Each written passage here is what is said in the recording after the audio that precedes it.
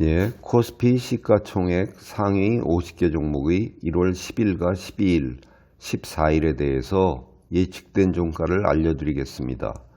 이번 주에 매수를 추천하는 상승 예측 종목은 셀트리온과 LG생활건강이고요.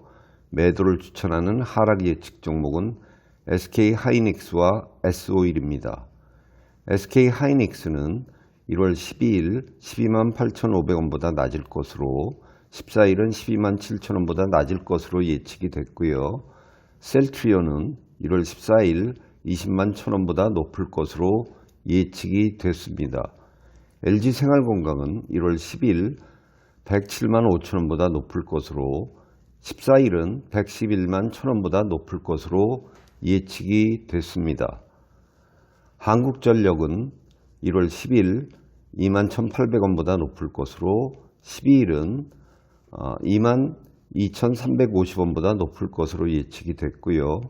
LG유플러스는 1월 12일 13,650원보다 높을 것으로 예측이 됐습니다. 넷마블은 1월 10일 11만 8천원보다 높을 것으로 14일은 11만 9천원보다 낮을 것으로 예측이 됐습니다. S-오일은 1월 10일 9만 200원보다 높을 것으로 12일은 8만 5,900원보다 낮을 것으로 예측이 됐습니다.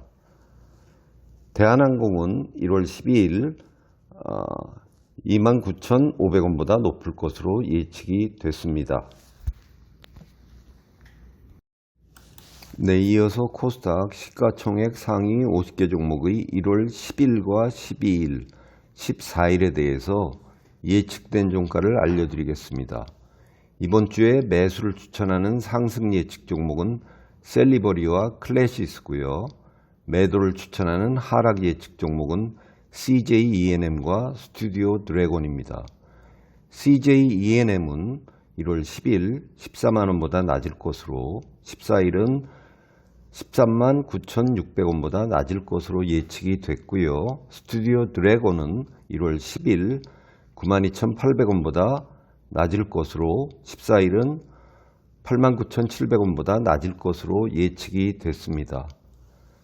제넥시는 1월 10일 57,300원보다 높을 것으로 14일은 59,000원보다 높을 것으로 예측이 됐습니다. 고영은 1월 12일 23,800원보다 낮을 것으로 14일은 23,550원보다 낮을 것으로 예측이 됐습니다. 셀리버리는 1월 12일 43,800원보다 높을 것으로 14일은 46,500원보다 높을 것으로 예측이 됐습니다. 클래시스는 1월 10일 17,850원보다 낮을 것으로 14일은 19,100원보다 높을 것으로 예측이 됐습니다. SFA는 1월 10일 35,050원보다 높을 것으로 12일은 35,850원보다 높을 것으로 예측이 됐습니다. 네, 다음으로 뉴욕 증시 시가총액 상위 50개 종목의 1월 10일과 12일, 14일에 대해서 예측된 종가를 알려드리겠습니다.